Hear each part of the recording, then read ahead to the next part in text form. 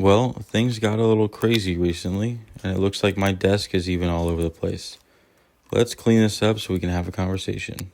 Good morning, it's today again. Welcome back to Joseph's Reserves. I'm Joseph, and I store 20% of my income in the form of rare coins and precious metals.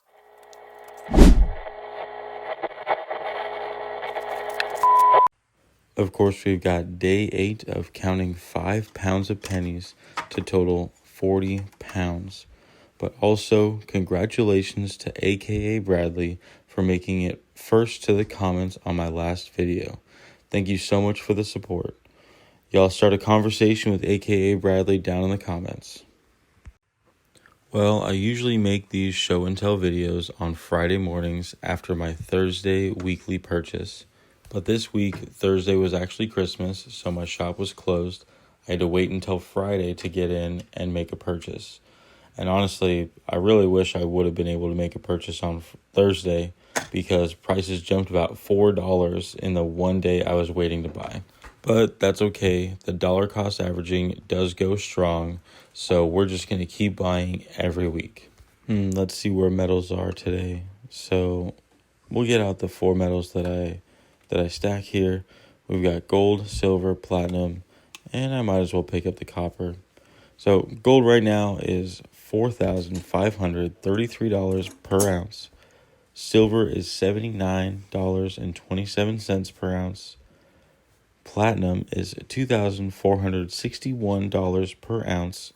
And copper is actually $5.52 per pound. So since last week, gold has actually gone up 4.7%. Silver has gone up 20.2%. Platinum has actually gone up 26.6%. And even copper has gone up 7.4%. So this week's best performer was platinum, second best silver, and actually even copper outperformed gold this week. Now, of course, if you wanted to have more value in physical copper than you did in gold so that you could take advantage of that outperformance this week, you'd probably need a separate storage facility just to house your copper alone. So even though copper might be performing well, it's really not an efficient tool for building wealth. But that doesn't mean it can't have a place in your stack. I mean, right here on my table, I now have 40 pounds of copper, and you can see how much space it already takes up. The equivalent value in silver right now would only be about 2.8 ounces. I am getting close to the end of counting all my copper, so maybe here in a few days I'll finally be finished, and we'll really know how much of my stack it takes up. But that's just how the metals have performed this week. Platinum in first place, silver in second, copper in third, and then gold. So what do you guys think is going to happen next week? Go ahead and put your comments in below, and we'll probably try to reference them next week when we do this again. But finally to my show and tell. So I'm pretty open about the fact that I dollar cost average 20% of my income every week as I get paychecks into silver. And of course, my income is not going up as quick as silver, so that means each week I'm able to buy a little bit less. And this week was no exception. However, I did also get some silver gifts, so we'll be looking at those as well. We're going to start with the Morgan dollars. I do have 2 to add this week. One I got as a gift that does fill a hole in my book, and another one I purchased yesterday, and it upgrades one within my date run. So we'll start with the gift, and this one is actually an 1897 in really good condition. So it looks like once I take it out, you'll get a closer look. To me, if I was to grade it, I would probably give it either a 55 or a 58. There is very, very minor wear and a little bit of some clash marks or some scratches. So that's where I would probably grade it. Let me know what you think about this 1897 from Philadelphia. Of course, on Morgan dollars, on the obverse, you're mostly looking at the hair right above her ear, the spot right above her eyebrow, the jawline, the cotton balls that's in her hair over by the leaves, and the edge of the Phrygian cap that she wears. Those are the points that wear first, so they're the best to look at when trying to distinguish between circulated and uncirculated. We'll go ahead and get this in the book right here into its spot. I have this unmarked book that I went through and wrote all the dates in. So this is from 1897 all the way to 1921. Eventually, I'll upgrade to either a Whitman or a Dansko, but this is what I have for now, so we'll just keep making it work. And next up, I have this one to upgrade. It is a 1900s from Philadelphia. So as you can see, the one in the book is actually has quite a good detail, but it's pretty discolored. It has a dark tone to it. It does have most of the detail around the ear and cotton balls. Honestly, this one could be uncirculated, but I'm not too fond of the color. It also has a bit of extra reflection in some parts of the field, which makes me think it could have been cleaned. But either way, we're going to take this one out of my book and swap it with the new one that I purchased yesterday. Here is the nicer one here, the 1900 Philadelphia, and this one actually is uncirculated. So we'll get a closer look at it, and you'll be able to tell that the hair along the ears, the forehead, the jawline, it actually doesn't show anywhere, and all of the details are full on this coin here. You can also see the great luster, the really nice color to the coin. This is just an all-around great upgrade, and I'm excited to get it in my book. On the reverse here, we're mostly going to look at the feathers on the breast of the eagle and on the tips of the wings. That's the high points here on the reverse, and they wear first. But as you can see, there's no wear visible. There are some clash marks. This coin probably made contact with some other coins, so I would probably grade it maybe a 62 or 63, but I've heard that I am quite conservative when it comes to that. I've never sent out coins to be graded, so I'm really not quite sure how the scratch marks affect the coin overall.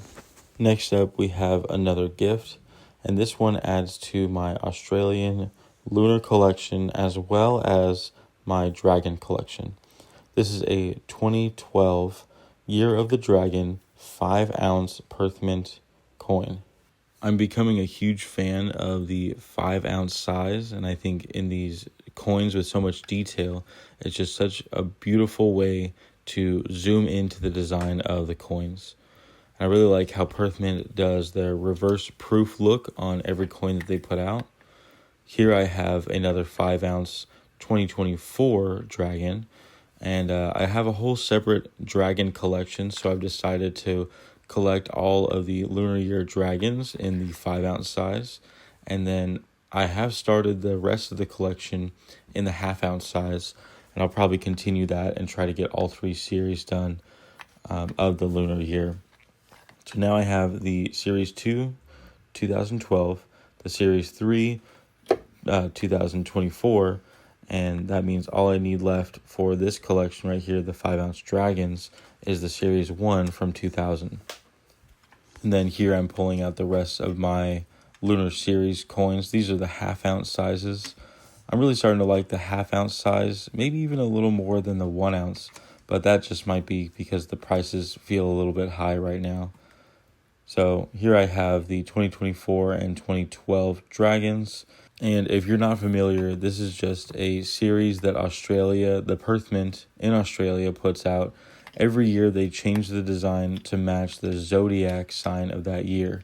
So here I have 2022, that was the year of the tiger, and then I believe 2017 for the year of the rooster.